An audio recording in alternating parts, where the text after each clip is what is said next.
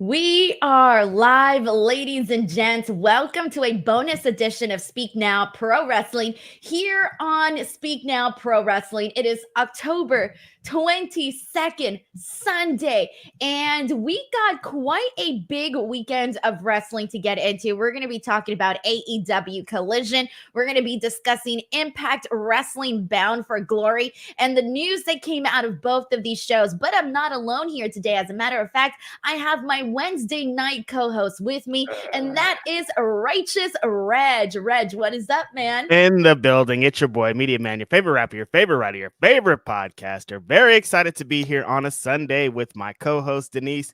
And like I said before we came on the show, Denise, two very good wrestling shows we get to talk about here. So I'm very excited. I know. And that's the thing. Like, I had so much FOMO yesterday when I was at work. I was like, damn, I want to know what's happening right now. And I kept like kind of logging on and like briefly seeing things on Twitter. Right. And, immediately I woke up this morning and I watched everything. And I thought I wasn't going to have enough time, but I had like a whole like hour to kill right before the show even started. So this is like all up fresh in my mind, everything that went down. So we're going to get started with Collision and talk about the major highlights from there. And then we'll go ahead and jump right into Impact Wrestling Bound for Glory. So let's kick it off with a match that was promoted as a dream match. And boy, was it a phenomenal one. It was none other than the GOAT, Bryan Danielson versus Andrade. And this took place in the opening of AEW Collision. And this was, Reg, this was spectacular, man. There was a lot that went down in this match. Just to kind of run through a couple of the bullet points, some really awesome moments. We saw Andrade lock in the gory special, like right off the top to Bryan Danielson. The crowd definitely recognized what a special match this was because they were reacting very nicely throughout this entire match. Right. We saw them work the mat. We saw them even in between the fight. Like at some point, we saw them shake hands, which I thought was incredibly cool. We try to see Andrade try to get Bryan into the figure four, but instead Bryan always managed to basically block it. We had a bunch of stare downs in between of these matches. It kind of felt like they were trying to size each other up, trying to see how they could surprise the other person. We saw chops, we saw kicks, we saw just so much craziness in here. For the victory, we do end up seeing Bryan Danielson get the victory here. But what did you make of this match here? This match was exactly as advertised. People were going crazy a couple days ago, Denise, when Tony Khan said dream match, got people off of their rocker. They're like, well, what's a dream match? If it's not a dream match to me, it can't be a dream match. They wrestled before, so how could it be a dream match? Aha, in your face, you guys. Insane match, Denise. Bryan Danielson, we all know how incredible of a wrestler Bryan Danielson is, but I think we sometimes even forget. If we haven't seen him for a few weeks or whatever, we're like, oh yeah, Bryan Danielson. Then when he wrestles, you're like, oh yeah, Bryan Danielson. The way that he works is so different than everybody in pro wrestling, Denise. The way that he wears his opponents down, it feels like it's so funny because like they would compare like Ray Phoenix and the Young Bucks to like video game characters, but I compare Bryan Danielson to a video game character because the way that he breaks down an opponent, it feels like he's fighting in there. He's working on legs. He's working on their head. He's working on their arms, like just breaking them down. So in the end, he could somehow wrap them up. But the thing I liked most about this, I think, Denise, was the finish because it still made Andrade look strong. They had like a tussle. They're going back and forth with these pins. And then Bryan somehow gets him in a Bryan Danielson locked up 1, 2, 3. Andrade still looks super strong coming out of it. He looked great throughout the whole thing. Bryan Danielson always makes all of his opponents look very strong. And Andrade looked great in here. He was super strong with the strikes. The trying to put on the figure 8 at points looked really cool. He got it locked in like the way that he was working was incredible. Bryan's just great with Mexican wrestlers. Like that's just his thing. He's so excited about working with them. And this match was awesome. They were evenly matched is what I think we saw in this matchup for sure, because we were talking a lot about their back and forths. You mentioned the striking. You mentioned we were talking about some of the groundwork that they did early in the match. Basically, every single thing that they did, it was even. And that's why I loved the stare downs, because when they were kind of like, they would do something, right? They would tussle up, like you said. And then you had these moments of, okay, what can I do next that this guy isn't going to get the upper hand in? And so that's Right. what I love too, like the moonsault to the outside, the split-legged moonsault on the inside. And I think what I appreciated about this, I know when it comes to the term dream match, everybody gets on, everybody goes crazy, right? When it talks Yeah. about dream matches, because again, like you said, sometimes for certain people, dream matches aren't necessarily what my dream match may not be your dream match and vice Exactly. versa, right? Right. But I feel like with this one here, I felt like the crowd really did a great job of being like, this is awesome. They were appreciating all the moments. And to me, what I liked about this is that Andrade had a lot of respect from the crowd. It's not like we get to see Andrade wrestle as much as we get to see Bryan Danielson on AEW. Andrade is a lot more sporadic in AEW. I feel like some of my favorite matches that I've seen from him in AEW were legitimately the ones that he had with Pac. Like those were my favorite matches. But other than that, it kind of feels like there's been so much time in between the matches that he's had throughout his time with the company. So I think the simple fact that this was considered a dream match between Andrade and Bryan kind of felt like a big deal. It did, and it ended up executing exactly what we thought. Andrade, I think, even given like not that much time as anybody else, anytime he's put into a position, anytime we've seen him on Collision, he's executed. He's never stopped being the great wrestler we've always wanted him to be. And that's probably where he gets frustrated, I'm sure, Denise. He's like, look, I'm this guy and you guys aren't putting me on TV all the time. I could do everything the best guy here you guys got here. I could do everything better than him.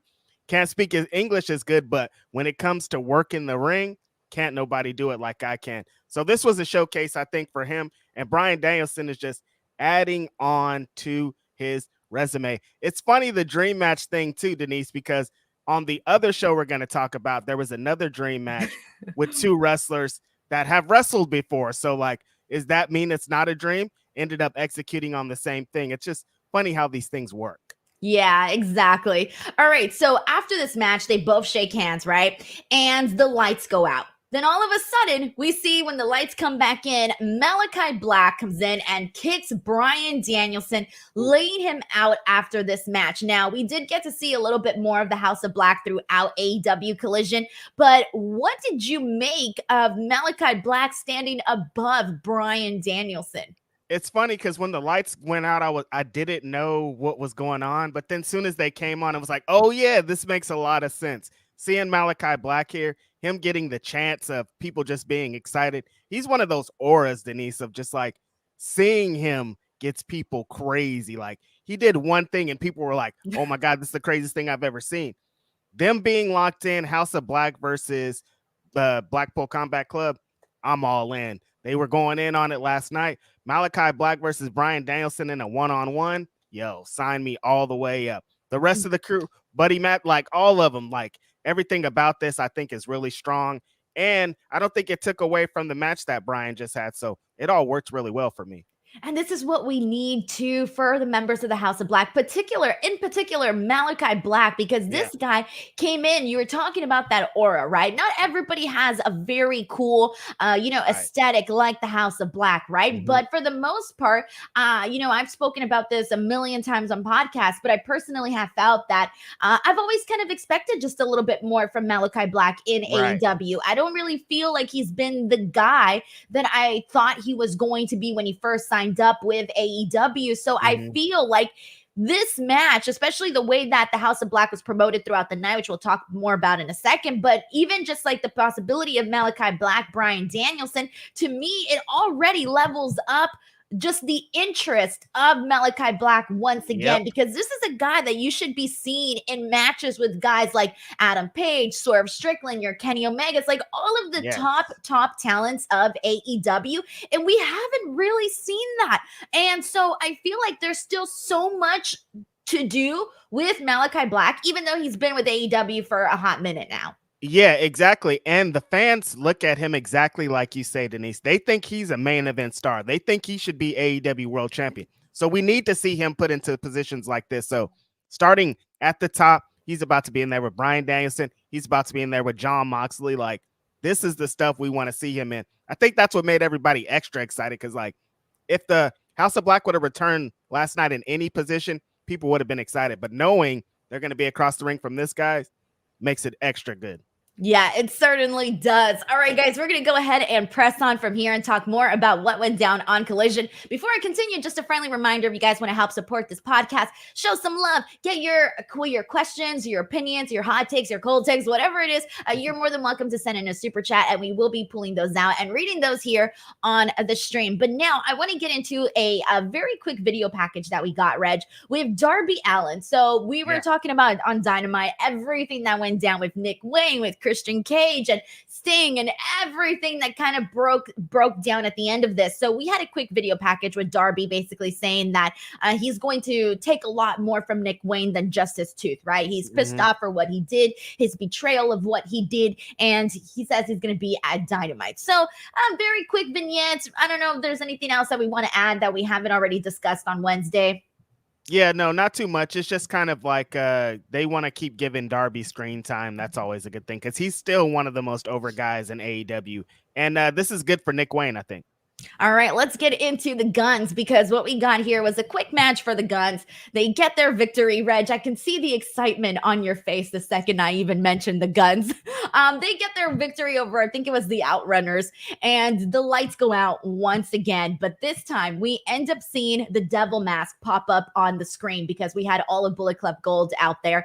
And clearly it's a warning.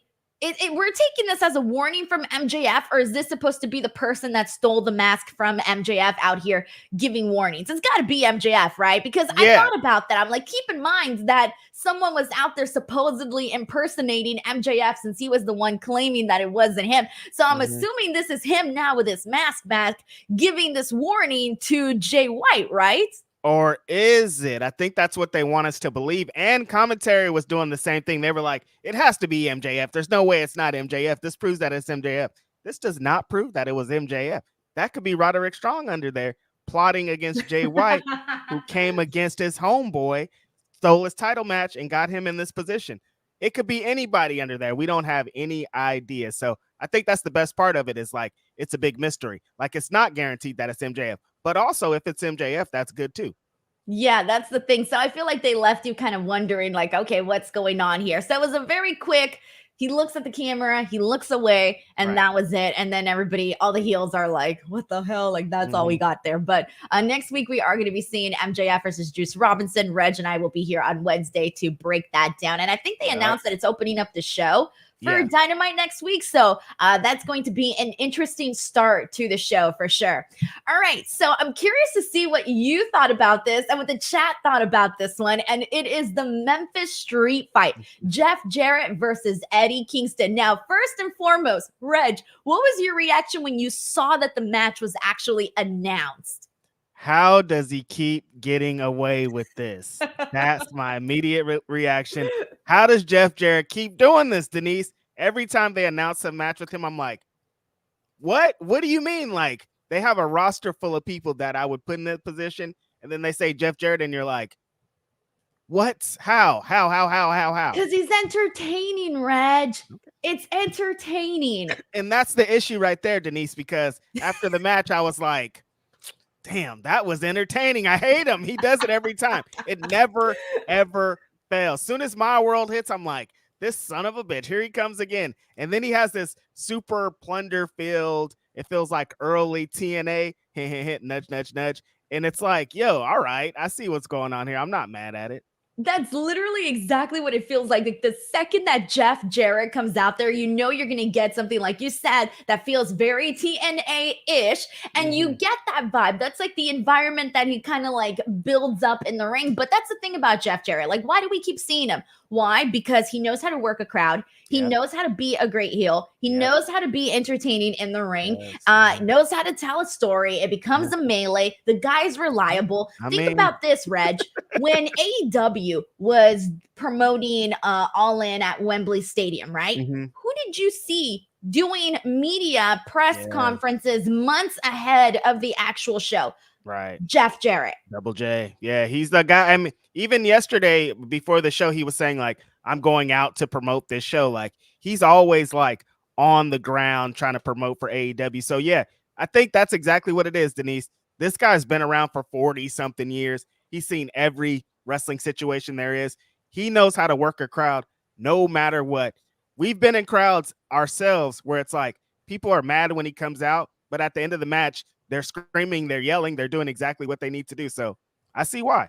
Yeah, I feel you. All right, well, let's talk about the actual matchup here because I thought this was a lot of fun here. I mean, they're fighting out pretty much everywhere. It's a street fight. There's a moment where they're out by the stage area, and Eddie Kingston gets Jeff Jarrett with like ketchup and mustard and starts like squeezing it on him. We end up seeing, I think it was, we end up seeing back in the ring, Jeff Jarrett starts getting Eddie Kingston with all of these different weapons, right? He's going and attacking his knee. That's the thing that we're seeing, attacking the knee. So finally, when Double J goes for the figure four, Eddie's like locked up in like pain, man, this entire time, but he manages to reverse it. And fast forward to the actual finish of this match, we see Eddie end up hitting Satnam with the guitar shot. And so Jeff Jarrett uses this opportunity to get him with the stroke and get the win on Eddie Kingston. But basically, this wasn't a one-man thing. This literally became a 5-on-1. All of Jeff Jarrett and his guys were beating up on Eddie Kingston. Like, this was definitely not fair game. Eddie Kingston was out there all alone trying to fend for himself. But we end up seeing Jeff Jarrett get the victory here. And I got to tell you, I had a good time with this match. I had a freaking good time. I will say this. There was also another funny part where Eddie Kingston was walking around with the trash can and he was like hitting his head with it. And I'm like, yo, that's how you get pumped up for something. Yeah, you see, the issue is, Denise, though, moments like this stick out like a sore thumb. Like when we just saw Andrade and Bryan Danielson have a clinic, a great, amazing wrestling match, and then it's like Double J, and there's popcorn, and there's tables, and there's Karen Jarrett, and there's all this Satnam Singh, there's all this wild stuff. So I could see why people are like, what the hell is this? What's going on here? You know, I thought Karen did such a great freaking job. Oh my God. When she came in, she's really good. I the can't eyes. deny it. Yeah, she was so freaking funny. And I thought commentary did a really good job of like putting her over as a villain, like this really evil woman, right? I thought they did a good job with that. But I thought Karen was phenomenal in this. She did a really, really great job at all of this. But speaking of a great job, later on, we get a promo from Eddie Kingston. And I thought this was a really good promo. Probably one of the best Eddie Kingston has had in a while. Honestly, it's been a while since I think we've gotten a promo this good from Eddie Kingston. And he basically calls out Jay Lethal for saying that he's completely changed. He's not the guy he once knew, that who was really in love with wrestling and all of this, because now he's just Jeff Jarrett's little bitch. And he's pissed off for his interference that he had in the Memphis street fight. And my favorite part of this was one that he was addressing him by his name. But the other part that I enjoyed, Reg, was that he was saying that what was going to hurt him the most was having to hurt him in front of his mother. Yeah. I thought that was good, man. Yeah. No, Eddie Kingston, I think that he can make any angle. He can make us believe anything. Like if this feud was him and Jeff Jarrett, we'd be really wanting to see more in him and Jeff Jarrett. Like the whole point of this is him and Jay Lethal. So he's going to sell us on that. And that's exactly what he did here. All you have to do is get Eddie Kingston pissed off and then hand him a microphone. Leave the blood on him. Leave the ripped up shirt on him. Just let him go off. And that's what he did here. When it comes to talking on the mic, there's very few that could get people to be enthralled and want to have more of the story like Eddie Kingston does. You have to let him talk anytime he's going to start a feud or be in a feud, because that's the draw. Yeah, there you go. That's the draw. Exactly. All right. But Mike from Indeed sends in a super chat. Thank you so much to Mike, who says Jeff Jarrett knows where TK is hiding the bodies. He got something. He has something. There's some way that he can like always get a segment or a match or something. There's something. But he's always been like that. I feel like there's other people where I'm like, that guy knows where TK is hiding the bodies. But I think Jeff Jarrett is more along of like flattery. Like you get, like, you know, you go out there, you do a good job, you're reliable, and you're also very flattering. I think that is what's part of Jeff Jarrett's charm. And Jeff Jarrett has talked to like the best promoters of all time and the worst promoters of all time and everything in between. So he knows how to talk to anybody in wrestling and knows how to get what he wants out of them. So oh man, great people skills. That's what it is right there. Totally. People skills, because you got to be able, like you mentioned right now, you said it, with the best promoters, with the worst promoters. What do you got to do? you got to work with all of these different personalities. And Lord knows there are all of these personalities when it comes to pro wrestling. So, damn, Definitely. we need to work up our people skills, Reg. Next thing you know, Righteous Reg versus Roman Reigns, WrestleMania. I don't even wait. Hold on. I don't want all of this. How did I get into a WrestleMania match? It was your people skills, Reg. You're gonna end Roman Reigns' streak with your people skills. There's so many things wrong with that. People would be so mad if I ended Roman Reigns' streak. You know who it's gonna be? Get me all the way out of here. It's gonna be Jeff Jarrett. I don't know how, but it's gonna be Jeff Jarrett. Listen, Jeff Jarrett needs to start having seminars, and not on how to do body slams and hip tosses, on how to finesse your way to the top, no matter what the wrestling company is. There you go. And by the way, shout out to our very good friend Sheldon Jackson, who just gifted 10 more memberships to the DWO. Appreciate you, Sheldon. Hell yeah, Sheldon, thank you so much for the love, man. We appreciate it so very much. All right, let's keep it going. I want to get into Miro and Andrade because this match, I'm kind of 50-50 on this one. Look, I enjoyed it for what it was when Andrade was out there hitting all of his, fun spots and, getting some offense in on there. But for the most part, this was Miro dominating. Anytime Action got any sort of offense in, Miro quickly fired back. So this was pretty much Miro all the way. We had CJ Perry out on ringside watching and reacting to the actual physical portion of this match. Miro gets the victory here. I'm trying to get into this CJ Perry Miro storyline, but it is just it's moving so slow. Yeah, it is. We don't believe it, Denise. We're all just like, what's going on here? We know that your wife, just like, you talked about her in so many promos. Why are you now denying everything about it? I don't really understand what's going on here. They're trying to get her with another dude or something. I don't really get it, I think, is where I land on it. I'm like, what's going on here? I think, I feel like the way that I understand it, based on one of his past promos that he did, was that he basically said she's this evil woman who only wants a spotlight for herself, right? And that was my understanding of it, that she's trying to expose her for being this evil woman. But that's your wife. Get a divorce then. Some men just love evil women, Reg. What can I say? I mean, they'd be out there marrying crazies. I mean, it just happens, right? I'm not mad at it. I've encountered a couple, and sometimes it's fun. What if you marry the psycho girl? Maybe that's what happened to Miro. He married the psycho girl. Hey, sometimes when that's your significant other, you got to be down no matter what. You're like, yo, she's nuts. That's my girl. I don't care. There you go. So I don't get it. I feel like, okay, so Miro is, I guess, upset with her? Because wait, why are they upset with each other? That's what I'm saying, Denise. I'm like, why are y'all mad? Like, what? That's your wife, dude. Just have her at ringside or don't. I don't understand what's going on here. Because okay. The first time that we ever really heard him mention CJ Perry, or rather his wife, obviously not without name, was months and months and months ago, right? A long time. Forever long time ago, when he lost the TNT championship. And he was saying how his wife won't let him sleep there anymore. Something like that is what he was saying in these promos. And then all of this time went back. And all of a sudden she comes out and they're not on good terms. But we as the fans are missing this big puzzle piece of, well, why aren't they on good terms? What's going on? Why? What happened between those times and those times would make us think that you guys aren't on good terms? And if we're being even inside, I'm looking at your Instagram and you guys are having a great time on the beach. Why are you having a great time on the beach here, but you're mad at him on the show? If you guys are trying to have an angle with each other, I understand it, but there's a thing with Miro, Denise. The reason that you didn't really care so much about the match is because there's never anything after he does something. It's like he had the big moment with Hobbs and then it was nothing. They're trying to do this thing with CJ, but it's we're not really connected because we're and then what's going to happen? I'm getting a bunch of different answers here about what how people are describing this feud to me. Right. So here's what's happening. Here's what people are saying. This one's from Random Goodness Guy, who says, CJ is turned on by Miro destroying her clients. That's the story, and Andrade is next. I didn't get that. That's not a bad story, though. I could see what's going on here. I do like that. Yeah. Okay. Okay. Henry Martin says Miro condemned his wife.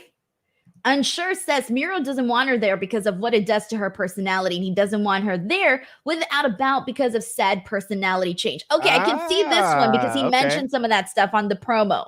Right. Okay. Yeah. No, you guys are putting some pieces together a lot better than I am. I understand what's going on there too. Yeah. He's trying to get in front of the issue before she gets crazy. So he's like, you can't come in here until I have a belt and you have some purpose. Snap Grapple Pop says Miro says CJ goes crazy for gold. He doesn't want her like that. Okay. Let me see. Unsure says there's a promo where Miro tells us, just can't remember where I saw it.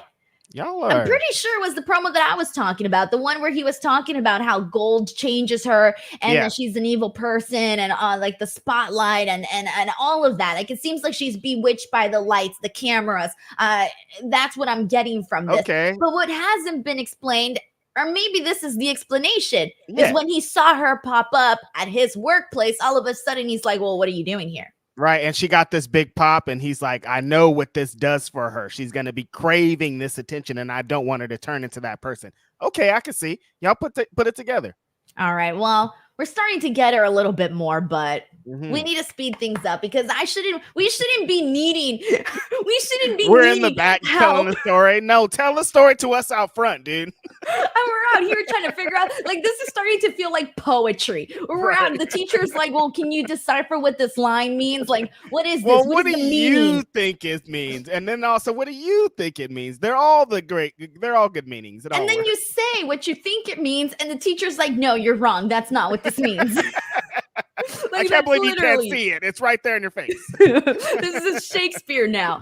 All right. Well, we got a promo from Rush here, which I very much enjoyed. And this was basically just him saying that he's worked so hard to get to this point in his career, how far he's gotten here, and that he's tired of not being a star and not being showcased on the show. He says that he's too dangerous to show up, and that's what they think. And so that's why he's not on.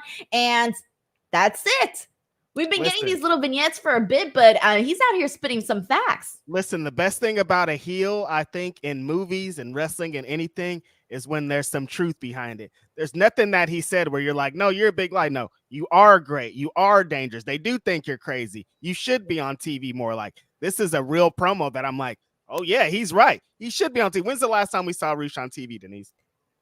Damn, it's been a while. I can't even remember. Was it the Jack Perry match? Like, they've been mad since Jack Perry? The Jack Perry match? No, there had to be something after that. No, I'm sure there was something out. Okay, hold on. Let me check. Bryan Danielson, maybe? Was that after? Like, it's been a while. I have a terrible memory. Hold on, I'm checking. Internet's going really slow, so. But yeah, he's like another big star too. And I'm like, are they going to connect the Andrade dots? I thought maybe they could get into it with BCC after that too, but then here comes House of Black immediately. So I don't know. All right. Well, this screen isn't loading up because apparently my internet just decided to be like, nah, you need us for a resource? Screw you. Nah, somebody else will figure it out. We got it. Here. We'll get it here. But anyways, so we need to see more of Rush. That's the point. Because at some point we got to get somewhere with all of these vignettes, right? Like it just can't be we're out here seeing kidnappings. We're out here seeing business meetings. Doing a lot. They're doing quite a bit. They had an action sequence in there. Remember that? They were doing like a fight and all this. Like, yeah, I'm liking it. But like, where are we going here? Damn. So, I mean, now at this point, we got to get it. All right, moving on from here. FTR is back in tag team action. And during the match, the lights go out again. We come back. We had the lights go out like 40 times on this show. Malachi Black comes out again. And then the lights go out again. House of Black comes out. We got to stare down. They attack FTR. So they're clearly coming for everybody. They're making it well aware that the House of Black, this is now their show from the looks of it, because they're coming for Bryan Danielson. They're coming for FTR. We'll talk more about them later because we'll see them again. Damn. Anything else we want to add to this? They're acting like another dark, spooky squad that gets down on Mondays that has dark stuff and dark aesthetics. Trying to take over the whole show like the Judgment Day. Is this Judgment Day again, Denise? Like, why are they trying to dominate the whole show? They're way different than the Judgment Day, but yeah, same kind of things of like they're all over the show. They're trying to dominate. They're trying to be the top faction. I like this energy though, Denise. They should try to be the tag team champions. Malachi should try to get him some singles gold. They should establish themselves over this brand. People have been saying that this brand needs some identity. Bryan Danielson is taking the helms, but you need some other players, and I think House of Black fills those roles. We got a super chat here from Stephen Marchuli. Thank you so much to Stephen for sending this in. He says, Bryan versus Andrade El Idolo was a thing of beauty. Andrade getting Stanford attention. Tony, pay the light bill, bro. Did you see the Jaguars thing? No, I didn't. Yo, you didn't see the Jaguars thing. So what they did. It was like last week, I think. But there was like these photos of people kind of making fun of the Jaguars because they didn't pay their DirecTV bill. Ooh. So on the screen, it said, pay your DirecTV bill. So I feel like, I don't know if this is what Stephen Marchuli is referring to in addition to the light bill thing and putting them together. But yeah, it was on Twitter. I saw it. They being silly. Don't do Tony Khan and them like that. That's really funny though. Yeah, it was really funny, honestly. But you know what though, in all fairness, DirecTV really, really lags to process payments. They do. They do, because there's times where like you'll pay a bill and then you go on to see your little online account and it'll say past due. And I'm like, bro, I paid like 2 weeks ago. What are you talking about past due over here? They like putting people's business out in the streets too, because I've seen that on people's TVs before, like pay this bill. And it's like, yo, that's embarrassing. Like, just send me a letter in the mail. Why are you telling everybody about this? Have you ever been rejected, Reg? Like an embarrassing, you got rejected because you didn't have money to pay. That happened to me all the time at the 7-Eleven. It was humiliating. Straight up, man. You just got to walk down with your head down. Nobody saw this. Nobody's going to remember this. That's the worst. All right. Sheldon Jackson sends in a super chat saying couples trying to take over WWE and AEW with Rhea and the Judgment Day and Buddy with the House of Black. You love to see it. I'm with it. They're business strategizing during their pillow talk. They're like, all right, you're going to do this on Raw. I'm going to do this on Collision. It's going to be dope. We're going to dominate the wrestling world. Oh, man. I love it. All right. Thank you so much to Sheldon Jackson for the super chat here. I appreciate that a whole lot. All right. Let's get into the main event of AEW Collision, and then we'll hop on over to Impact Wrestling. So we got Claudio and Wheeler teaming up to take on Starks and Big Bill. I thought for the most part, this was a pretty straightforward match. I didn't really care too much for the beginning of this. I didn't really think that it got interesting until Claudio got in there. And I loved every single interaction that he had with Ricky Starks. Damn, I loved all the chops, all of the uppercuts that he was getting him with, spinning him, doing the big swing. I loved all of that. That was so freaking good. But for the most part, I thought that the match itself was just kind of a little bit it didn't really feel like a main event to me, at least for like the first portion of it. But then it kind of took off from there. But what we ended up getting here afterwards is we end up seeing Starks hit the Rochambeau on Yuta and get the victory with that one there. But afterwards, we end up getting the House of Black. They come out, they do a stare down with Big Bill and Ricky Starks, and they then all try and attack Yuta, which they successfully do. So Bryan runs out there and he helps Yuta, but then they all attack him because they're still outnumbered. So then we get FTR. They come out, they run out there, they get attacked too. It's still not enough. So then finally we get the return of Jon Moxley. Jon Moxley comes out to help out his guys, and we kind of get a little bit of a stare down here, but for the most part, Ricky Starks is left in the ring and he's kind of like the one that's like left there all alone. He didn't get to escape with all of the other guys. But it was kind of a fun way to close out the show, I thought. Yeah, I like these kind of endings where they kind of just incorporate all the different people from the different factions, because it kind of leaves people satisfying ending. I'm still kind of confused on the whole PR losing the championships before taking on the Young Bucks in LA, because I thought that's where we were going here. But it looks like that's not where we're going here. But I do like what Ricky Starks and Big Bill are doing. Praise Big Bill on many podcasts because I think he's been the most improved wrestler, like far and away. Like he's really into his gimmick. So I like it. I'm liking everything that he's doing here. The interactions with him and Claudio are really cool. I like to see him in different elements. So that was really dope about this whole thing. But I think, the main storyline tied together through this is BCC and House of Black. And I think if we're going to get any kind of matches involving them together, we're on fire. Hell yeah. And speaking of being on fire, Infamous Raider Loco just sent a massive super chat to the channel. And dude, I know this is the second massive super chat that you've sent, I think, in the last week. So I just want to first off say, holy damn, Thank you so much for that. That is so freaking nice of you. You've been making it very, very much worth it. So thank you so much. Infamous says, just sending much love to you both on this Sunday. Was it too many lights out? I was like, what's going on here? It's interesting, though, of the House of Black targeting top stars. Makes it fun and new. Both companies doing great with the darkness. But yes, that's the point though, right? Like you already made the comparisons to the Judgment Day, but also now we're getting more of not only a tag team division in terms of seeing the freaking Malachi Black and sorry, buddy. Sorry, I'm thrown off here with the internet. I was trying I don't know not what's going to on. acknowledge No, it. it's all I was good. trying You not should to acknowledge it. I can't see. I don't know what's going on. We can wait. Can you not see me? No, I can see you. Oh, okay then. You're just a little glitchy, but your audio's coming through. Oh, yeah, I don't know Yeah, what it it happens. is. It's weird. Sorry, you guys. No worries. I'll press on. So with Brody King and Buddy Matthews, both of them kind of aiming, I think, for the tag team titles is the way to get them, some gold. Clearly, we can definitely do that. It adds more to the tag team division because I've mentioned this on previous Collision post shows before, is that the tag team division on AEW Collision still fell a little bit on the slim side. So I feel like having the House of Black, not just in the tag team division, but also in singles and the trios, I mean, they just add so much to any sort of, whatever direction that they decide to go in. So already we can get excited about, seeing these guys go up against Big Bill and Ricky Starks, and then go up against Malachi Black and Bryan Danielson. There's just a lot of different matchups that they can do here. And then, of course, matches with the BCC. So I feel like within one night, they kind of made a bunch of different things that can go in different directions. So for me, I thought that this was a hit, and this is exactly what the House of Black desperately needed, because you got a cool act like the House of Black. Let's see it. It's been kind of, it's been lacking a little bit. So I want to see the House of Black really go out there and freaking kill it. So hopefully they do. I don't know if I'm here. I don't know if anybody can hear me. Can you hear me? We can hear you. No. If you can hear me, just come back in and come back out. We can probably do that. Yeah, let me just do that. I'll be right back. Okay, no worries. All right. And back to the chat here. Thank you so much to Infamous Raider Loco. I appreciate you a whole lot.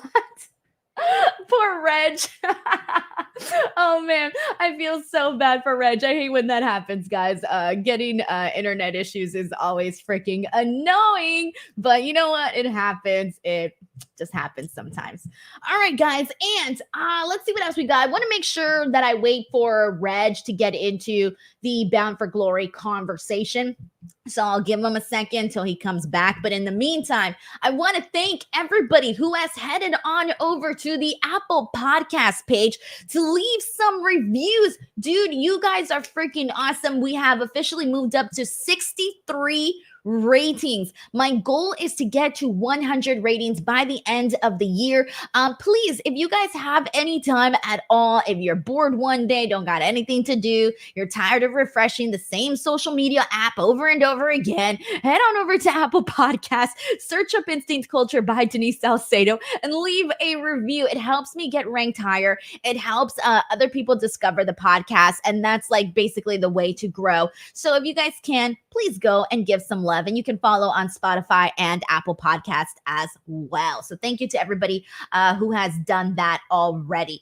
And all right, so we're gonna go ahead and just start heading into Impact Wrestling Bound for Glory, and then we'll just here we go. I think he's back. Hey, Reg. Hey, what's up? Can you see me? Can you hear me? Yes. We're I can hear you. I can see you. All right, we're back. Thank God. I was like, I'm gonna have to get into Impact Wrestling all alone here. Nah. But we're back, and wait, you're back. And do you know what else is back? What? TNA. Seriously, Denise, what the hell's going on? When did TNA come back? I was very confused at the end of the show. I was watching it. The end of the show happens. They start to go into this video package. I'm like, are they showing these like an old video? I was super confused. So they go into all this. Frankie Kazarian's coming out of a lake with the big box. Alex Shelley standing around, Chris Sabin, all these people and all this. And then at the end of it, it's, oh yeah, TNA's back. Denise, First question, did you want TNA to be back? Look, did I want TNA to be back? No, that would be a lie if I said that. But here's the question.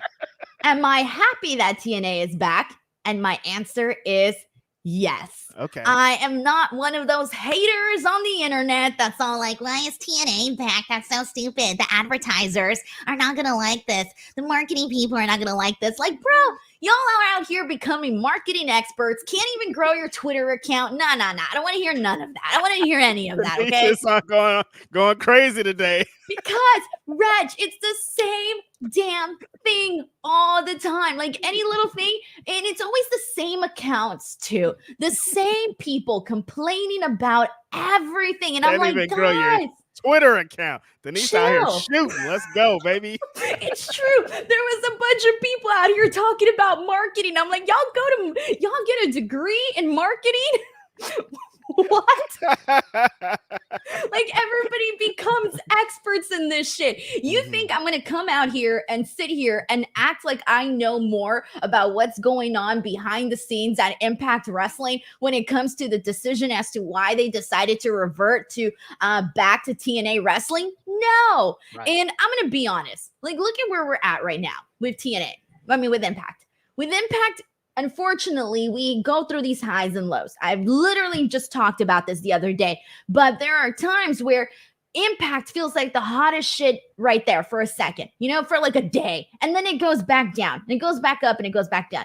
We know that the ratings for Impact are not that great. Okay. I feel like we have kind of gotten to a point where they do got to start thinking about things that they can do, different things that they can do, or shit, maybe things that were working somewhat in the past, bring it back, do what you need to do. And so for me, I just don't necessarily see an issue with being TNA Wrestling. And here's the other thing. And Reg, maybe you can help me out with this one, but we all know what TNA means, right? And we all know, and we're not talking about total nonstop action. Test and Albert is what WWE told me. Okay, we know. All right. But let me ask you, is this still a term that like young kids nowadays are still using, or is this pretty much an outdated term? We're like, 10, 15 years ago, people knew what TNA stood for. Now, I don't know if you talk to a 17-year-old boy, are they going to talk about TNA? Like, do they use different terms now? Yes. See, that's where we're landed, Denise. It's a totally different game. It's not 2002 anymore. When they said TNA, we knew they were talking about tits and ass, and that's what it is. No, the kids don't care about that. They're carrying guns and smoking vapes. You think they're saying TNA? That's not nothing. They're saying the real words, the shit that gets them into what they need to get into. That's so outdated. Nobody's thinking of that when they're thinking of that. I get it. I'm into it. I understand. My only issue is, Denise, my first question is, if you guys are still going to be on Access, are you still going to be on Access? They're still going to be on Access. Nobody. I mean, from what I know of, they didn't announce in the press conference. They did not announce any sort. Press release. They did not say that they were going to be changing. I love Impact Wrestling. They had an amazing show last night, but no one's going to change their lives to go find that show. As someone who's yelled at people to go watch Impact, changing your name to TNA is not going to get any people that are not watching Impact to go and watch TNA. That's just like the facts you have to accept. So if it's for that, then I'm like, I don't really understand what you're doing here. If it's a boost of morale, it feels like everybody's super into it. We're going to kind of do some new things. I'm into it, but I don't really think it's going to change the game. Right. And here's the thing, like, what's something that people love in pro wrestling? Nostalgia. And like, even with the video that they did to break the news on the broadcast, it was all of these, sort of them wanting to, I think, reclaim what was once there, kind of like reclaim their identity, get this new shot of making TNA feel different with these new wrestlers and just like the new brand, just everything that they've done since then to change. I feel like that was them trying to like reclaim their voice, trying to change the branding of TNA Wrestling without having to actually change the name. So for me, I see this as almost them trying to embrace the past, but make it new. And so because even like, okay, they're going to change to TNA Wrestling, right? It's not going to be Impact Wrestling. They're still keeping Impact. Thursday shows are going to be Impact Wrestling still. TNA Wrestling presents Impact or whatever. Yeah. Yeah, exactly. So that's what they're going to do. The other thing that they did announce in the press release is that they're going to start, going to different venues. They're going to start, from the looks of it, they're going to be changing or rather enhancing the presentation of Impact Wrestling. And I feel like that's definitely something that you got to do, right? Because now when you're out there, I don't want to say competing because clearly they're not competing with WWE. They're not competing with AEW. But they're still, part of the wrestling sphere and people making decisions as to whether or not to tune in. Like point blank, if you tune into Impact Wrestling, are you going to get good wrestling, Reg? Yes, 1,000%. Are you going to get good storylines? Yes. All right. So what can you do now to enhance that? Well, they're not going to change partners, at least not from right now, from the TV side of things. That's just what it is. But what can you do? You can control what you can, which is change the look of things. You can enhance everything. So I kind of see this as okay. Like I'm totally cool with them going back to TNA Wrestling. I feel like a lot of people made a big deal about it. It's not that big of a deal, in my opinion. It's not that big of a deal at all. Yeah, I kind of like what you're saying here. Kind of like what brought us to the dance. Oh, TNA brought us to the dance. Some people never stop calling them TNA anyway. So like, why don't we just go back to that? Let's go move forward as that. I like it. Because like even this, like I remember when I felt kind of dumb. Like there was times where I would be talking about like, someone's past, right? Like someone like when I'd be bringing up something and I'd be like, oh, in TNA, oh yeah, Impact Wrestling. Like I felt the need to say TNA to specify the time period or the era that whatever wrestler I was talking about, whatever it is that they did during that time period, So I kind of felt a little bit dumb when I would have to be like Impact Wrestling. Well, TNA because it was TNA when this person was in TNA at the time. It was just too much. It was too much. It does sound funny. You saying TNA a bunch of times does sound funny though. I do want to just leave it. Wait, specifically me? No, just everybody, but you specifically saying it today does sound funny. But isn't it crazy though? We're going to start 2024 with the return of TNA Wrestling. Wow. What? Yeah, I mean, people wish their death from day one in 2002, Denise. People were like, they're never going to make it. They had the weirdest business model in wrestling history of trying to sell us a $10 show every Wednesday. People were like, this is weird. You're never going to survive. Hey, we're 20 some odd years later and they're going back to it. So who's laughing now? Yeah, I'm excited. Look, I'm happy for them. I feel like right now, I know that there's a lot of people that always say that there's too much wrestling, right? That there's too much wrestling going on. Well, no one is putting a gun to your head to watch every single wrestling program. Shit, I don't watch every single wrestling program. Like, I really do not. And to me, I feel like you cannot say that when, first of all, no one's forcing you to watch certain things. And secondly, there is so much talent right now. So the talent pool is so vast. If the talent pool was an ass, if it was a stinker, then I'd say like, yeah, you know what? There's too much wrestling on TV. But I feel like you cannot say there's too much wrestling on TV when, in fact, the talent is there to actually, put on these matches. We're about to break down the Bound for Glory card. In this Bound for Glory card, we literally had Will Ospreay versus Speedball Mike Bailey in like the third, fourth match of the evening. Think about that. Yeah. That's just like one of the matches along with a whole bunch of things. But that's been the history of TNA. I can say TNA now. That's funny. I thought I messed up. That's been the history of TNA, Denise, is they're even when they're in their worst times, their roster still always killed it. They still always had AJ Styles for a long time and Samoa Joe and all these amazing wrestlers. And I think it's been like for 10 years plus at this point, they've had amazing rosters. Some people that have went on to have prominence over in WWE and stuff like that. And I think that's exactly what it is now. That's what's always going to continue to drive them, no matter how many times they change their name, no matter how many different networks they go to. It's still the roster. They still have one of the best women's rosters in wrestling. They still are going to be at the core what made them them. Exactly. All right, we got a couple of super chats I want to go ahead and get into. This one is from Matt Logan, who says, after Sunday football, I get Denise and Reg thumbs up. FYI, Jeff Jarrett's job is to do promotions. I'm assuming he said JJ as in Jeff Jarrett, right? Yeah. Okay. I wasn't sure. I was like, are we talking about another JJ? Like, who else are we talking about? Double J, baby. All right, making sure I understood. All right, Metalhead for Life sends in a super sticker. Thank you so much to Metalhead for Life. I appreciate the love and support, man. Alexander Fitzgerald sends in a super chat saying, good for them to rebrand to Impact TNA. I was a fan of them from 2006 to 2010, and it just fell off so hard. Then they lost AJ Styles and Samoa Joe. Yeah, they kind of had a dip. And once they got in the new regime, I feel like, you know what? This is something we don't talk about. You know what we don't talk about, Reg? Enough. How much Scott D'Amore has helped benefit Impact Wrestling, TNA. Big time. Huge time. This guy literally, I mean, he's trained so many wrestlers, right? We already know that. But the point is that I feel like they really took a chance, because I feel like when you've got, what's that one saying? When you got nothing to lose, you kind of like go for it all. I forgot what the official saying is, but I almost feel like Impact Wrestling, knowing that they have become like the third promotion in the US, it almost feels like, well, you know what? We've got nothing to lose. Let's just freaking go for it. Yeah, I think that this one point when Scott D'Amore had came back to Impact Wrestling, there was kind of a stigma around it, and people were like, why is he doing this? Don Callis was around at the same time, and people were like, well, what's going to happen with Impact Wrestling? We kind of don't believe on exactly what it is now, but he turned that whole thing around.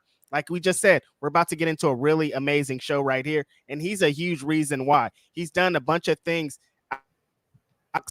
some chances that some people wouldn't have taken to get to the position that he is now. So shout out to Scott D'Amore. Yeah, I completely agree with that in terms of taking and doing things that maybe some others wouldn't have tried. So yeah, Alexander Fitzgerald, thank you so much for the super chat. I appreciate that a whole lot. All right, so let's go ahead and highlight some of the items that we saw on Impact Wrestling. So I want to kick things off, of course, with the opening match, which was Kenta versus Chris Sabin, X Division Championship. Chris Sabin retained in this match here after hitting the cradle shock. For you, did this match hit the spot when it comes to opening matches on a show like Bound for Glory? Yes, I thought it did. As most people know, I'm a huge Kenta fan. He's my second favorite Japanese. What he needed to do. He was hard hitting. He was cocky. He flipped off the crowd when he teased the go to sleep. I think the position that he was in, he played exactly what he needed to do. The original, someone that was in 2002 that knows exactly how to start off a TNA, Chris Sabin. I thought this was a really good match. There was a lot of strong striking. Chris Sabin left your spots. I thought this was a great way to start the show. Yeah, so you were a little choppy there, Reg, but I picked up pretty much what you said there. So it's okay. Just a heads up. This is Stream fault is what I'm learning. It hates you right now. But either way, though, I think you touched on a lot of important things there. I thought this was an okay opener. There were some things that I enjoyed, but I personally kind of felt like, I think there could have been a little bit more. I still feel like we see a lot of, Kenta from the shades of his days in WWE. So for me, I really wasn't too crazy about some of the portions of this match, but it was a fine opening match, but it wasn't like explosive to me by any means. We got a super chat here from infamous Raider Loco who says, been watching WWE since the age of 2 and haven't stopped. Got my kids into it also. I love addition of AEW. Still haven't gotten on board with Impact TNA, but I love to watch sports entertainment or straight wrestling. Like, here's the thing, guys. Like, everybody here, I feel like watch whatever you want to watch. Right, Reg? Like, if you want to watch AEW, if you want to watch WWE, if you want to watch and just lucha, if you just want to watch Japanese wrestling, whatever it is that you want to watch, I promise you, you will find something good in pretty much everything that you're watching. Now, there are different types of wrestling fans, and I feel like sometimes people try to shame other people, right? Because I feel like I see this on the internet where it's like, if you're not watching this promotion or you haven't been watching that promotion, that people try to almost shame you if you don't watch those promotions. Hey, Reg, you good? What's up? Can you guys hear me? We got you, man. We got you here. You're alive. I switched computers. We're gonna see if this is really a StreamYard thing. We're gonna see it right now because I switched. We're gonna get the proof here. But anyway, so with this super chat, that infamous Raider Loca, I was basically saying that I feel like watch whatever the hell you want to watch. I know sometimes people get judgy. They think, oh, you don't watch this promotion, then you're not a real wrestling fan. And I feel like we see that in social media sometimes. And I'm like, just screw it and watch whatever the hell you want to watch, because no matter what company it is, I know sometimes we nitpick certain things. I nitpick a whole lot, but you're going to find something good, something that you're going to like and grab a hold of pretty much in anything that you watch. Now, Reg, I know you watch a whole lot. What do you think? Yeah, sometimes, Denise, like it seems like we're beating a dead horse with like the tribalism stuff when we tell everybody to chill, but legit chill. Just like you described, there's so much wrestling to watch. There's too much wrestling to watch. You shouldn't even have time to complain about anything because you should be watching something else.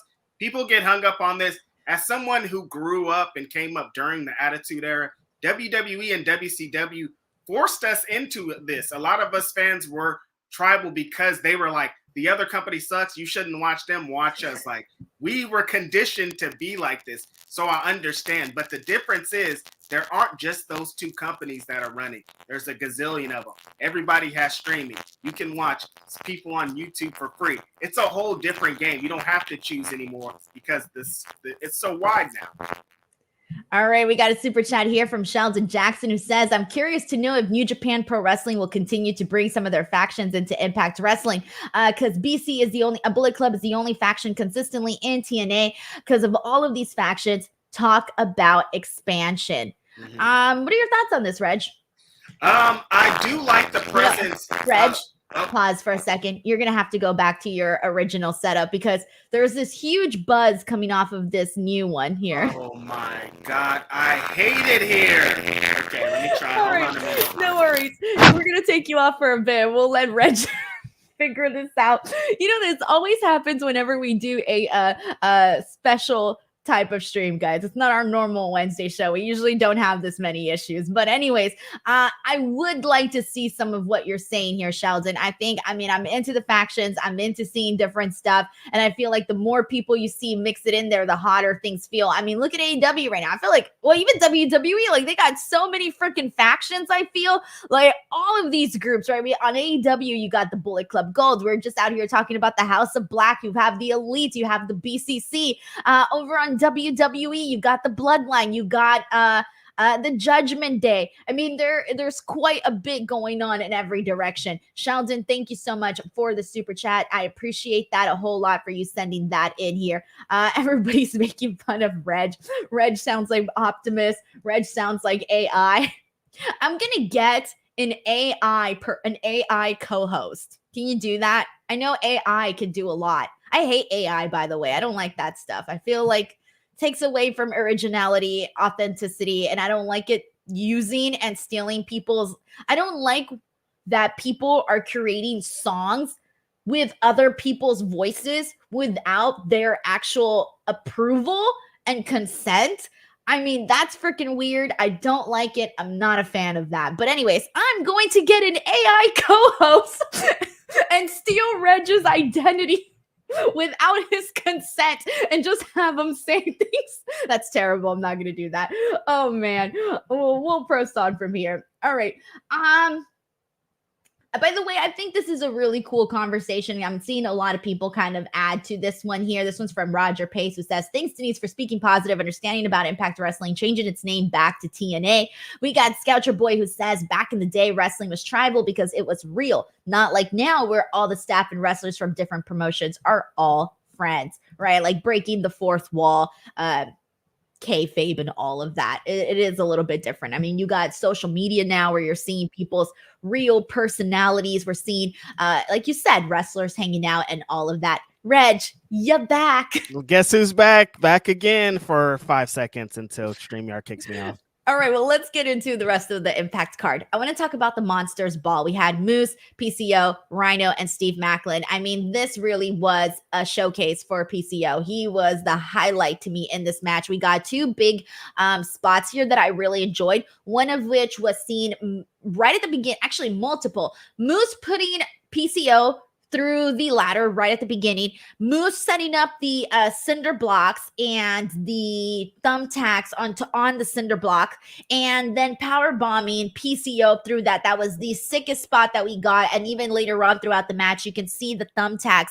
in the back of the head of PCO. And then Bully Ray coming in and literally tossing Steve Macklin into a barbed wire table on the outside. Those were really the biggest spots that we've got here in this Monsters Ball, with PCO, of course, getting the victory here. I'm going to start off with this one. I kind of was expecting a little bit more because aside from what I mentioned, I didn't really think that this Monsters Ball was, I don't know, I feel like I've seen a little bit better on this end. It kind of felt a little bit rushed, and the finish also kind of felt like really, really quick. Like, I don't know, I wasn't really feeling the entire thing aside from those cool moments that we got. Yeah, I think there was something missing from it. I don't know if kind of going in, I remember Phil and I kind of talking about the card, and I didn't really know who I wanted to win or I wanted to lose. So there was like something missing from it. It's so funny, Denise. I talk about seeing people not tuning into this. If this spot happened with Moose and PCO, of them doing the cinder block thing and the things being stuck in the back of his head, and some random indie, it'd be like viral and people would be saying to shut wrestling down and it's the worst thing ever. But no one even cared about this was just like nothing on a card. People were like, all right, next match, like this is crazy. You know what I mean? Like this is crazy. Yes, that's what it felt like. Thank you. Next, in the words of Ariana Grande, that's literally what this felt like. And so, yeah, I think there was a little bit something missing from this Monsters Ball, at least for me, for sure. All right, we got the Rascals and defending their tag team championships against Chris Bay and Ace Austin. ABC gets the victory. They're champs, man. Anything that stood out to you in this match here? Yeah, this was kind of one of those special, you always have to have like a classic what makes Impact Wrestling or TNA Wrestling TNA. This is one of those, two of the best tag teams that they've ever had. The Rascals are incredible. ABC has been having a run that everyone should see. And so for them to cap that off by getting the tag team championships back, I thought was great. This is just great X Division tag team action. If you like old school X Division type, if you like fast, these guys are like the fastest wrestlers in the company. Like, you should watch this. All right, I want to get into this match that is the match of the night. This one was so freaking good. Everyone already knows what I'm talking about. It's Will Ospreay, Mike Bailey. This was, when you looked at this card, I feel like if you were a little bit on the fence of like, what do you want to tune in for? I feel like this one probably swayed a lot of people in the direction of making sure to tune into this show. Mm-hmm. There was a lot we need to get into for this one. So really quick, I'm going to run it down. Holy Stripe Fest, Reg.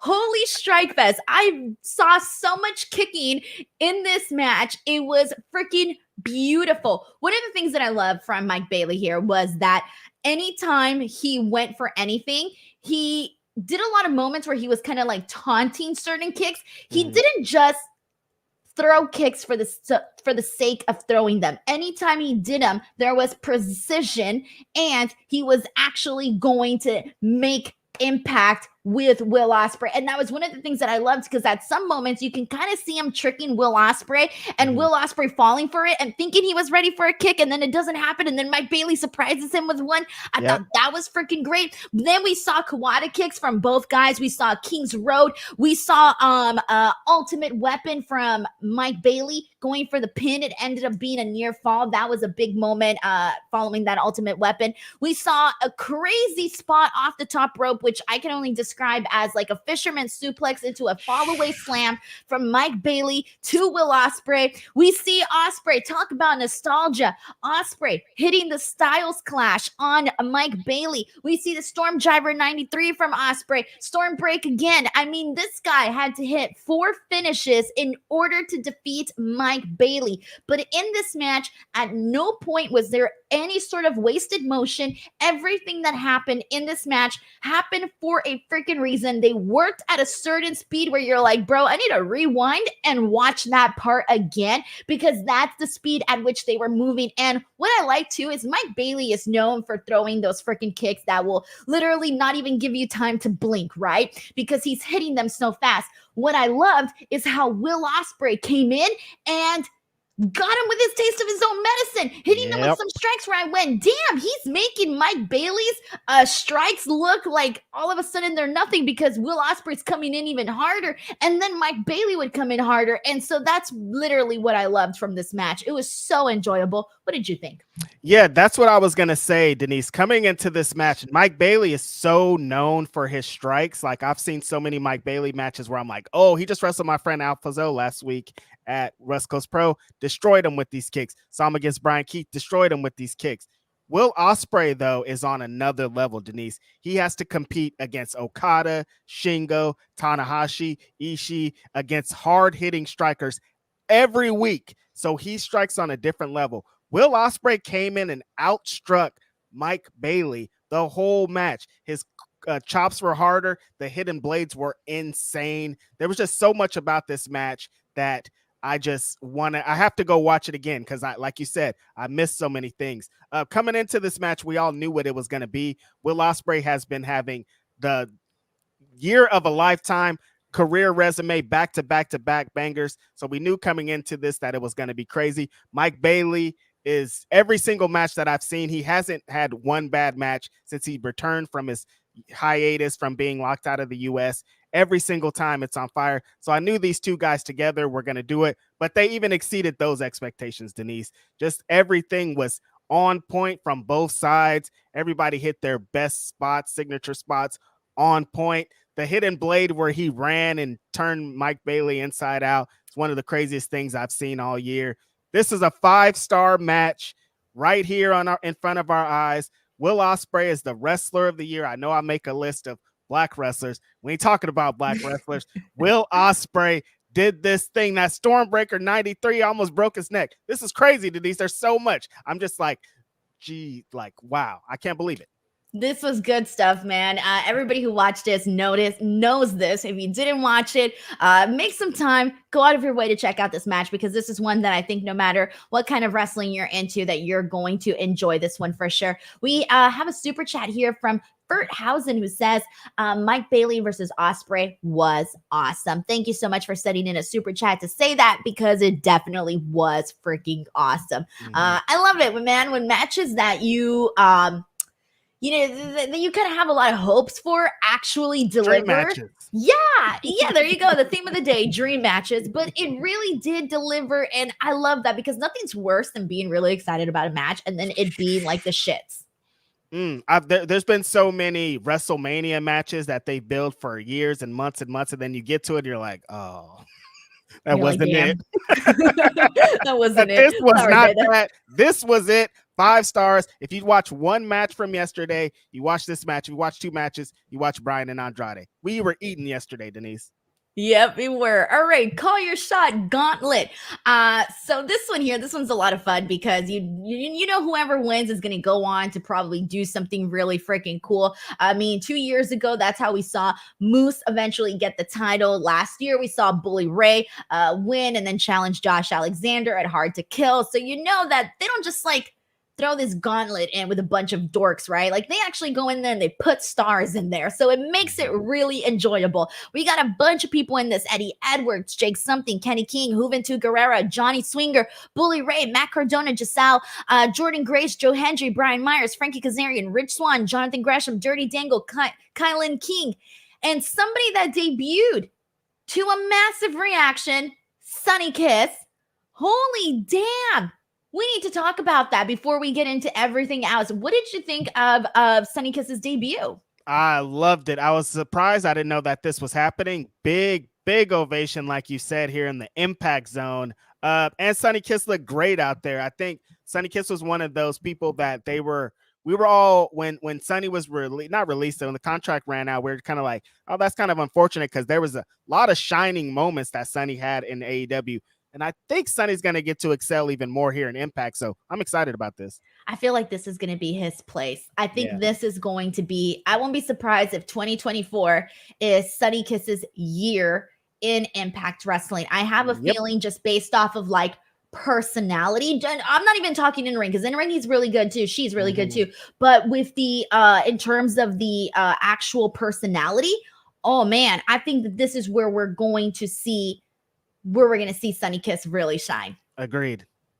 All right. And I do want to talk about more that went down here because this was a lot of fun here. So we had Matt Cardona eliminating Brian Myers. I thought that was really hilarious.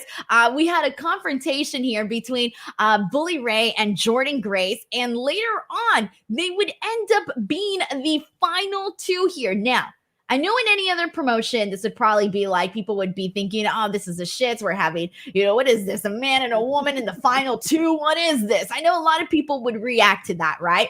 But this is different because of the way that Impact Wrestling has treated the women. It makes it just a lot more believable, I feel. So when you see Bully Ray and Jordan Grace in there, I feel like you can definitely, you can respect it. Like you can buy it. You don't have to suspend your disbelief very much. So what we got here for the actual finish, so we had Bully Chopper down like 2 times, right? So that was some good little moments here. But Bully Ray took the Grace driver and that made Jordan Grace look like $1 million freaking bucks getting the Grace driver on Bully Ray, who is a big dude. And he must have damn, I can't even believe how light he got for that because that was super freaking impressive. That was cool. It was a cool way to end this. And Jordan Grace gets the victory. Yes, super excited about this victory from Jordan Grace. She looked awesome throughout. At one point, she's in there with her husband fighting it out. They've had a couple of knockouts together with, I think they were in Bola this year. They wrestled each other, but that was super cool to see. Yeah, like you said, Denise, this happens in Impact all the time. They have intergender wrestling pretty often. So this didn't seem crazy at all. Men are interacting with women and everybody's interacting with everybody throughout this. So Jordan looked great. And like you said, Bully taking that, I think, capped it all off. But I'm not surprised about it because he's a wrestling trainer. So you got to know how to take all this stuff. And for him to, knowing who he was in 1998, to do that for a woman in 2023 is pretty astonishing. We should commend him for that. Yeah, it was a good moment, a good spot, and I'm happy for Jordan Grace getting this victory here. So it looks like she may be coming for the champion, Trinity, who successfully defended her Knockouts championship against Mickie James, and what was a hell of a match too, man. Reg, this was a lot of fun. I feel like Trinity really went out there, and it's true when they say that she completely just reinvented herself here. Yeah. And here's the thing. We're always talking about women's wrestling, right? And especially in Impact Wrestling. And here's the thing, whether it's good, whether it's bad, you're going to get the whole enchilada. And that is part of what I think, no matter what, is always going to keep the Impact Wrestling brand special with the women's division. But the point is here that Trinity went out there and she has definitely done so much. Where she was at in WWE to not really being used to, she got used for a bit, then she didn't, and then she finally gets this moment with Sasha. Unfortunately, that ended the way that it ended. Is she ever going to come back to pro wrestling? I did an interview with her. You can watch it here on the channel where she basically said she was almost not ever going to come back to pro wrestling. And now she's in a new company where she didn't have to go to Impact Wrestling, but she did. And you have to challenge yourself to go into a division like that and try to see that you can still go with these people, right? So she made sure to go out there. She had a great match with Mickie James. What I liked here was this was a friendly competition, but we also saw Mickie James at one point take a page out of Trinity's book, getting her planting her face first. I thought that was really great. But Trinity eventually ends up winning with the Starstruck. I love that, by the way. Dang, this was good. What did you think? I think the thing that makes me so happy about this, Denise, is what you said about at the end of the WWE run, there was a lot of mystery. There's a lot of stuff. People still don't really know exactly what happened. We got that clip of Mercedes a few days ago being very upset at that comic thing. So, there's still a lot of mystery surrounding this. But Trinity took all that and just kind of was like, I'm going to take what we did over there and just show these people that I'm a great wrestler. Which way to show your way that you're a great wrestler is going to the Impact Wrestling thing where you have to compete with Deonna, Masha, Giselle, Killer Kelly, Mickie. There's a insanely rich amount of great wrestlers here. And she went and did exactly that.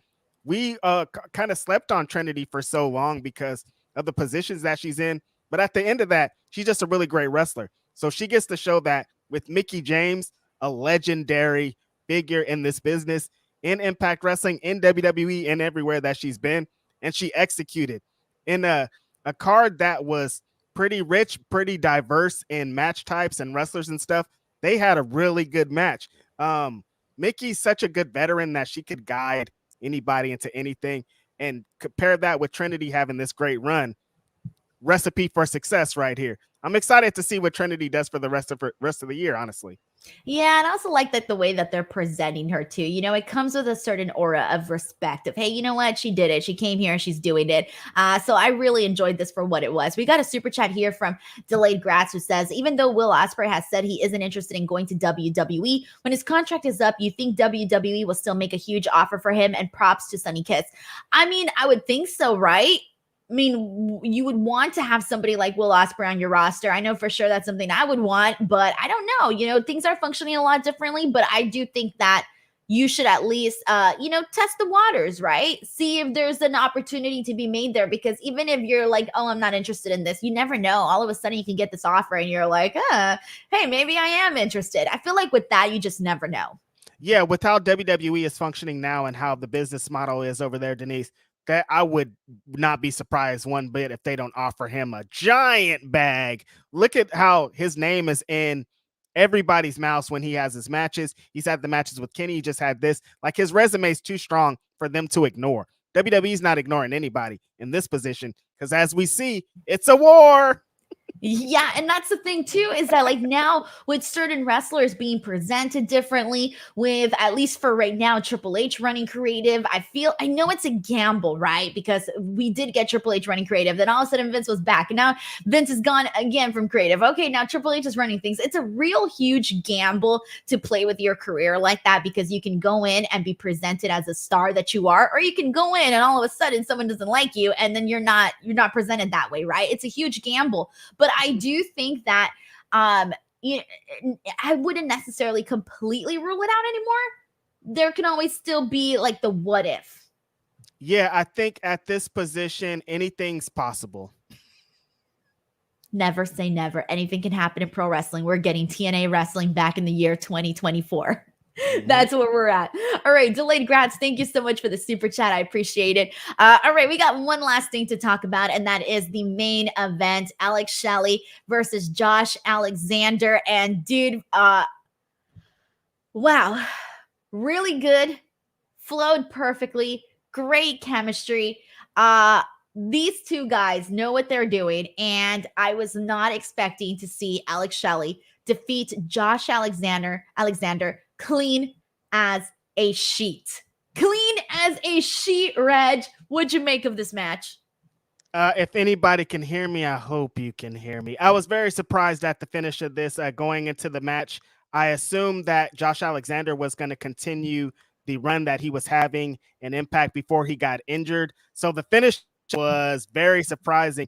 And just the sheer velocity and how he hit the finish and how Josh Alexander took it was a big surprise to me. This probably was actually the biggest surprise of the night. Like, if I were to bet money on one match was going to hold, it was going to be that Josh Alexander was going to leave as the world champion. So this is a surprise. But on the opposite end of that, Alex Shelley's one of the one.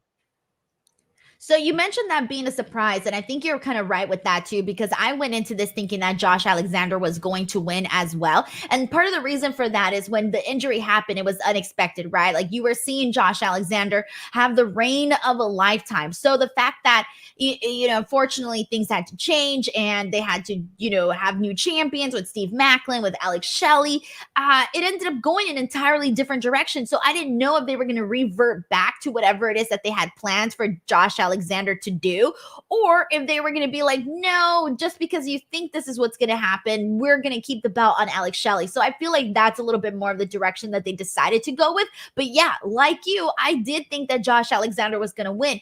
And then given all of the hard-fought battles that Alexander has had with other people, and the way that we didn't see him lose as champion. Clearly, we saw him go through hell and back and always come back. So him losing to Alex Shelley clean was a huge surprise, and it meant a lot because you do not see somebody like Josh Alexander lose like that often. So it felt special, and I feel like it added to Alex Shelley's reign just like a million times more. So that's kind of where I'm at with everything that went down here. Let's see what people thought on the chat. Let's see. This is from Zeno Hour, who says Josh Alexander versus Will Ospreay is apparently happening. Yeah, that is happening. I think it's today that they're doing the tapings for that, but that had been announced for a while. So I think if I'm right, the match is happening today, right? Ospreay and Josh Alexander, yeah, it's today. Yeah, because today's the taping for that, correct? Okay. Ooh, I can't wait to see what that's gonna look like. That's a pay-per-view match right there. You know? Yes. Denise, though, the most surprising thing about the show to me was that team title match never happened. I was sitting waiting for the match to happen. Sorry, Reg, you cut off for that one. I know. We're just gonna run with it. We pretty much covered everything. Reg, you made it. You survived this show. We survived. Alrighty, everybody. That was our October 22nd edition special bonus podcast covering AEW Collision and Impact Wrestling. We sincerely apologize for any technical difficulties. Sometimes it happens. You can't control that stuff too much, but I appreciate everybody who tuned in and for your patience with us here today. So thank you guys so freaking much. To next week, we got a full slate of shows. Tuesday, I will be here, of course, to chat WWE NXT. On Wednesday, I will be here with Reg to talk about AEW Dynamite. And then, of course, on Friday, I will be here to chat about Friday Night Smackdown.